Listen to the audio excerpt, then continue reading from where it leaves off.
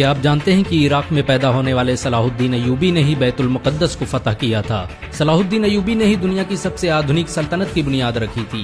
ان کے ذریعے استھاپت کی گئی ایوبی سلطنت نے 100 سالوں تک آدھی دنیا پر راج کیا۔ اس سلطنت کی سرحدیں مصر سے لے کر سیریا، ترکی، یمن، حجاز اور افریقہ تک پھیلی ہوئی تھی۔ صلاح الدین ایوبی دنیا کا پہلا حکمران تھا جس نے سب سے زیادہ اسپتالوں اور اسکولوں کا نرمان کروایا۔ ان کے ذریعے بنائے گئے اسپتالوں میں دنیا کے سب سے بہترین ڈاکٹر کام کرتے تھے۔ آپ کو یہ جان کر شاید حیرانی ہو کہ دنیا کا پہلا شکشا بجٹ صلاح الدین ایوبی نے ہی پیش کیا تھا۔ انہوں نے چھاتروں کے رہنے کے لیے ہاسٹل اور کینٹین بنانے کی جس پرمپرا کی شروعات کی اسے آج پوری دنیا میں استعمال کیا جاتا ہے۔ صلاح الدین ایوبی نے کبھی جنتا کا پیسہ خود پر خرچ نہیں کیا، یہاں تک کہ انہوں نے اپنی زندگی میں کبھی ریشمی کپڑے نہیں پہنے۔ اتنی بڑی سلطنت کا مالک ہونے کے باوجود سلطان صلاح الدین ایوبی نے اپنی پوری زندگی ایک ٹینٹ میں گزار دی۔ سلطان صلاح الدین ایوبی کو اتہاس کا سب سے نیائے پریہ بادشاہ کہا جاتا ہے۔ ان کے دربار میں ہر انسان کو آنے کی اجازت تھی۔ صلاح الدین ایوبی نے سپتاہ میں 2 بار جنتا دربار لگانے کی جس پرمپرا کی شروعات کی اسے آج بہت سے دیشوں میں استعمال کیا جاتا ہے۔ صلاح الدین ایوبی کی انصاف پسندی کا یہ عالم تھا کہ یہودی اور عیسائی بھی اپنے فیصلوں کے لیے ان کے دربار آتے تھے۔ سلطان صلاح الدین ایوبی کے دور میں مصر دنیا کے سب سے امیر شہروں میں سے ایک تھا۔ ان کی حکومت میں قاہرہ اور دمشق کے اسپتالوں میں دنیا بھر سے لوگ علاج کے لیے آتے تھے۔ دنیا کے مشہور ویگیانک ایڈولارڈ نے سائنس کی شکشا مصر اور سیریا میں حاصل کی تھی۔ آپ کو یہ جان کر شاید حیرانی ہو کہ صلاح الدین ایوبی کے ذریعے استھاپت کی گئی سلطنت ایوبیہ میں ہی آنکھوں کے علاج پر سب سے زیادہ ریسرچ کی گئی۔ موتیا بند کا سب سے بہترین علاج مصر میں ہی کھوجا گیا تھا۔ صلاح الدین ایوبی کی سلطنت میں رہنے والے ابن البیطار نے 300 سے ادھک دواؤں کی کھوج کی۔ اس کی لکھی کتاب المغنی اور کتاب الجامی کو 17ویں صدی عیسوی تک آکسفورڈ جیسی یونیورسٹیوں میں پڑھایا جاتا رہا۔ آپ کو یہ جان کر شاید حیرانی ہو کہ صلاح الدین ایوبی مصر اور سیریا کے پہلے سلطان تھے۔ انہیں اسلام کا اگھوષت خلیفہ بھی کہا جاتا تھا۔ بہت کم لوگ جانتے ہیں کہ صلاح الدین ایوبی نے ہی بیت المقدس کو فتح کیا تھا۔ انہوں نے ہی 1187 عیسوی میں صلیبیوں کو شکست دے کر مسجد اقصی کو آزاد کروایا تھا۔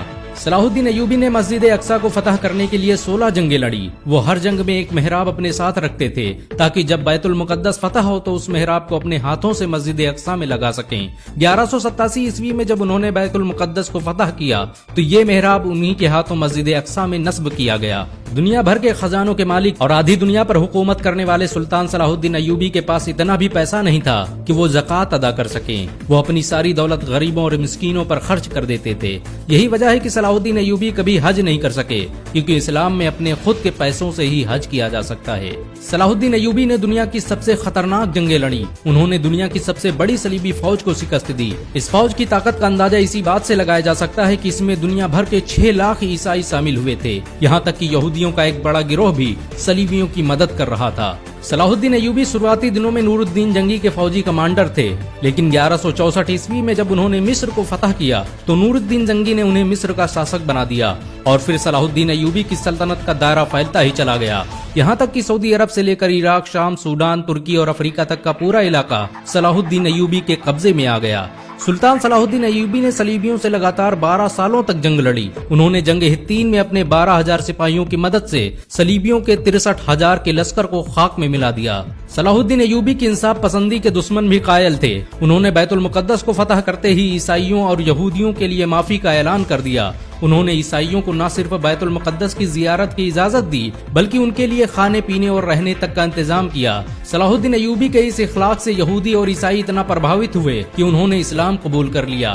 صلاح الدین ایوبی کے ہوتے ہوئے کسی میں مسلمانوں کی طرف آنکھ اٹھانے کی ہمت نہ تھی۔ یروشلم کے بادشاہ کے بھائی نے جب مسلم حاجیوں کے قافلوں کو لوٹا تو سلطان صلاح الدین ایوبی نے اسے سرے عام قتل کر دیا۔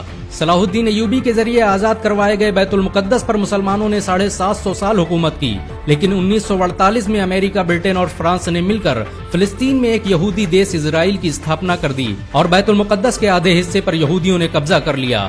1967 میں ہونے والی عرب اور اسرائیل جنگ میں باقی حصہ بھی یہودیوں کے قبضے میں چلا گیا۔ بیت المقدس مسلمانوں کا قبلہ اول تھا۔ مسلمان پہلے اسی کی طرف منہ کر کے نماز پڑھتے تھے۔ حضرت محمد صلی اللہ علیہ وسلم نے یہیں سے معراج کا سفر طے کیا تھا اور مسجد اقصی میں ہی تمام نبیوں کی امامت کی تھی۔ صلاح الدین ایوبی نے اپنی پوری زندگی میدان جنگ میں گزار دی۔ انہوں نے 100 سے ادھک جنگیں لڑی اور زیادہ تر میں فتح حاصل کی۔ بہت کم لوگ جانتے ہیں کہ صلاح الدین ایوبی حافظ قرآن بھی تھے۔ انہوں نے ماتر 15 سال کی عمر میں ہی قرآن حفظ کر لیا تھا۔ صلاح الدین ایوبی عراق کے شہر تقریت میں پیدا ہوئے تھے۔ یہ وہی شہر تھا جہاں بعد میں صدام حسین جیسا شیر پیدا ہوا۔ صلاح الدین ایوبی کو اسلامی اتہاس کا ہیرو کہا جاتا ہے۔ مسلمان صلاح الدین ایوبی کو آج بھی عزت کی نظروں سے دیکھتے ہیں۔ اگر ایک مسلمان ہونے کے ناطے آپ کو گرو محسوس ہوا ہو تو اس ویڈیو کو لائک اور شیئر ضرور کریں۔ ایسی اور ویڈیو کو دیکھنے کے لیے ہمارے چینل کو سبسکرائب کریں۔